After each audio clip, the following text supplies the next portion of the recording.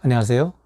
오늘은 출애굽기 21장에서 23장에 나오는 언약법전에 대해서 생각해 보겠습니다. 언약법은 하나님의 백성으로 살아가기 위한 공동체적 규칙을 말하는데요. 한 사회가 정상적으로 체계를 갖추기 위해서 사법제도와 법률이 얼마나 중요한지 강조하고 있습니다. 기독교인들은 율법 이야기를 하거나 율법의 중요성을 강조하면 피부에 벌레가 기어다니는 것 같이 싫어합니다. 부정적이죠. 왜 그럴까요? 복음과 율법에 대한 이해 부족입니다. 복음은 구원이고 율법은 구원을 주지 못한다고 교육받았기 때문입니다. 옳습니다.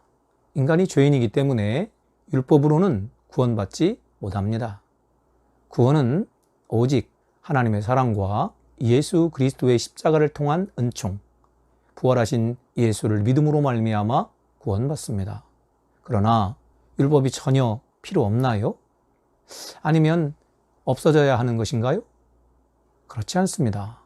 예수님도 율법을 폐기되어야 한다고 말씀하지 않았습니다. 율법은 구원의 문제에서 죄를 알게 하는 데 목적이 있습니다.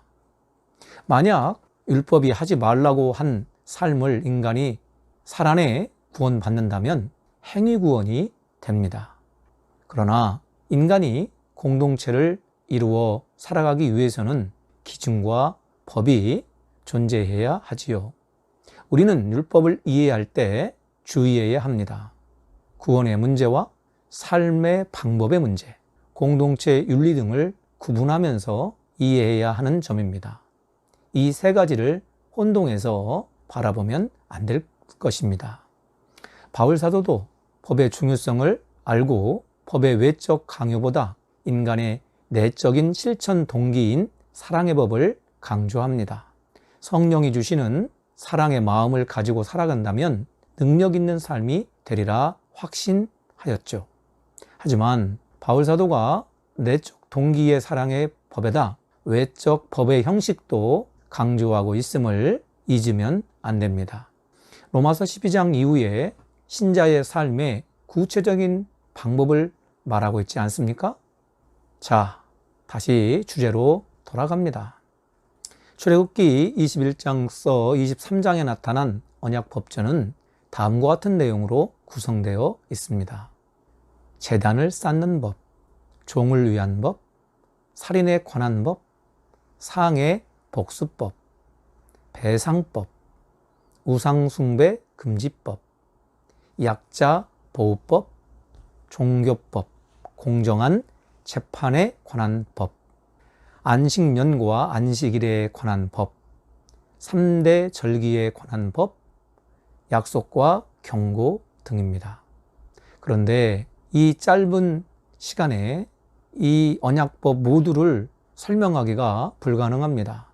그래서 저는 편의상 종교법과 사회적 법을 구분해서 설명하려고 합니다. 종교에 관한 법, 제단을 쌓는 법, 우상 숭배 금지법, 안식년과 안식일에 관한 법, 3대 절기에 관한 법입니다. 자, 한 걸음 더 들어가 생각해 봅시다. 첫째로는 제단법입니다. 왜 제단을 쌓는 법이 율법의 실제에 가장 먼저 언급되었을까요? 하나님의 백성으로 사는 최우선적인 우선순위가 하나님과의 만남입니다.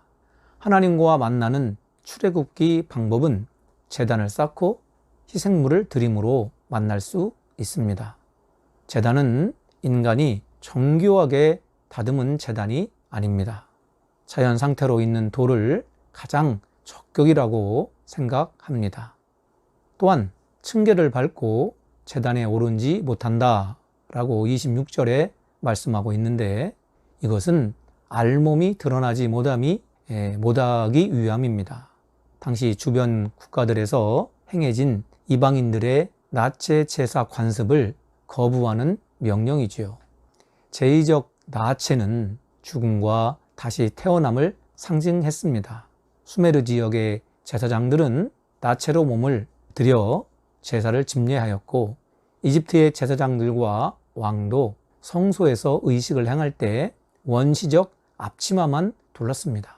그러나 야훼 예배는 성적인 요소가 들어가는 것을 거부합니다. 또한 그 어떠한 인간의 욕망을 채우려는 시도도 금지합니다. 두 번째는 우상 숭배 금지법입니다. 이 법은 사형에 처할 세 가지 범죄에 관하여 다루고 있습니다. 여자 마술사, 짐승과 성행위 하는 자, 다른 신들에게 제사하는 자로 규정합니다. 이들 모두 이스라엘의 야훼 신앙을 위협하는 존재로 간주합니다. 무당은 히브리어로 여자 마술사를 가리킵니다. 이들은 하나님께 적대적인 힘이나 이방 신과 교통하는 사람을 의미합니다. 따라서 이스라엘 백성들 가운데 이런 짓을 하면 오직 야훼 하나님 한 분만을 섬기라는 정신에 유배되기에 이런 사람은 살려두지 말라고 말합니다.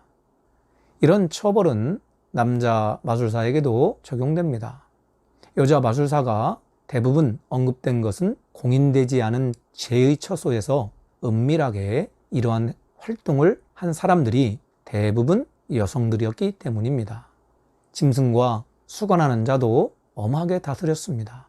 바벨론이나 우가릿 문헌에 수관은 주술적 행위였고 길가메시 서사시의 여신 이쉿타르가 다양한 짐승과 관계하는 것을 볼 수 있습니다. 고대 근동의 법점들 가운데 짐승과 성행위 하는 것을 언급하는 곳은 히타이트 이외에는 없습니다. 그런데 특이한 점이 고대 근동의 나라들에게는 인간이 특정한 짐승과 규접하는 것이 죄로 받아들여지지 않습니다. 오직 구약성서의 율법은 짐승과 규접하는 자는 예외 없이 죽이라 규정합니다. 나아가 다른 신들에게 제사하는 자는 확실하게 진멸하라고 명령하고 있습니다. 세 번째는 종교법입니다. 이 법은 종교상의 의무 규정들을 언급하고 있습니다. 너는 재판을 하는 재판장을 욕하지 말며 백성의 유사를 저주하지 말지어니라고 말합니다. 재판장은 히브리어 원전에 하나님으로 나옵니다. 그러니까 거기에서는 엘로힘을 얘기하는 것이지요. 그러니까 재판장을 욕하는 것은 엘로힘을 욕하게 되는 것입니다. 또한 욕하다라는 동사는 히브리어로 사소하게 만들다, 중요하지 않게 여기다입니다. 그러니까 이 구절에서 말하는 의미는 너는 하나님을 경시해서는 안 된다라는 의미가 되는 것이죠. 이 말은 하나님에 의해서 선출된 지도자를 저주하는 것은 그를 통한 하나님의 복을 부정하는 일이 됩니다. 이는 결국 하나님의 권위를 무시하고 경시하는 행위가 되는 것입니다. 또한 유사란 백성들의 최고 지도자를 가리킵니다. 백성들에 의해서 선출된 대표를 인정하고 복종하라는 의미입니다. 종교법의 세 번째는 예물을 드리는 것을 언급합니다. 하나님 백성으로 사는 구체적 실천이 수확한 곡물과 과일, 즙, 자신들의 첫 소생인 마다들을 종교적 봉사자로 헌신시키며 짐승의 처음 난 첫 배가 소개됩니다. 이것은 하나님의 백성이 거둔 모든 것들이 하나님께 있음을 상기시킵니다. 그리고 짐승이 먹다 남긴 고기와 피를 먹지 말 것을 명령합니다. 네 번째는 안식년과 안식일에 관한 법입니다. 안식년은 6해 동안 땅에 씨를 뿌리고 그 소출을 거두어 들이면 7째 되는 해에는 땅을 놀리고 묵혀서 백성 가운데 가난한 이들을 먹게 하고 거기에서 남은 것은 들짐승들이 먹게 하라고 명령합니다. 7년째 되는 해에 저절로 자라는 농작물을 농지를 소유하지 못한 가난한 이들이 거두게 하라고 말씀합니다. 또한 6해 동안 일을 하고 1의 날에는 쉬어서 자신에게 속한 소와 나귀도 쉬게 하고 여종의 아들과 나그네도 숨을 돌리게 하라고 하십니다. 출애굽기 20장에 나타난 십계명의 안식일은 하나님의 창조 원리에 의한 쉼을 중심으로 안식을 설명하지요. 그런데 언약법의 안식 목적은 사회적 약자와 들짐승들의 생존으로 말씀합니다. 또한 안식년의 목적도 사회적 약자를 위한 배려로 말하고 있습니다. 이것은 야훼를 믿는 하나님의 백성이 사는 목적이 하나님과 함께 사는 인간을 향한 관심과 연민, 열정에 있음을 말하고 있습니다. 우리는 지금까지 안식일이 혹은 주일이 하나님을 예배하고 그 안에 쉬도록 교육받고 누려왔습니다. 그러나 오늘 언약법전에 의하면 믿는 자는 물론이고 믿지 않는 세계 혹은 우리 공동체도 하나님 말씀의 통치를 받고 쉼을 누릴 책임이 있음을 발견합니다. 다섯째는 3대 절기에 관한 법입니다. 이스라엘 남자들은 1년에 3차례 성소에 가서 드려야 합니다. 이 3차례는 무교절, 맥추절, 수장절을 말하는 것이죠. 무교절은 보리가 익을 때 지키는 절기로 누룩을 넣지 않고 구운 빵을 먹으면서 하나님께서 주신 곡식 원래 상태의 맛을 보는 겁니다. 그리고 핵곡식이 하나님의 은혜임을 깨닫고 고백하게 하는 절기이지요. 맥추절은 밭곡식 처음 수확을 하나님께 드리는 절기입니다.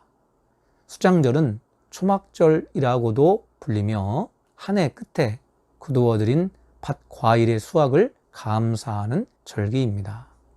이스라엘의 3대 절기는 감사의 절기에 하나님이 함께 하신 역사적 체험과 그 의미를 기억하는 절기로 확장됩니다.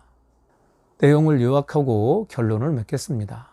언약법전은 하나님의 백성으로 살아가기 위한 공동체적 규칙입니다. 내용이 여러 가지로 구분됩니다. 그래서 종교적인 것과 사회적인 것으로 구분하여 설명하고자 했습니다. 종교적인 법은 제단을 쌓는 법, 우상숭배 금지법, 안식년과 안식일에 관한 법, 3대 절기에 관한 법입니다. 언약법전에서 말하는 법은 오늘날 우리 믿는 자에게 하나님과 교회의 방향과 목적을 말하고 있습니다.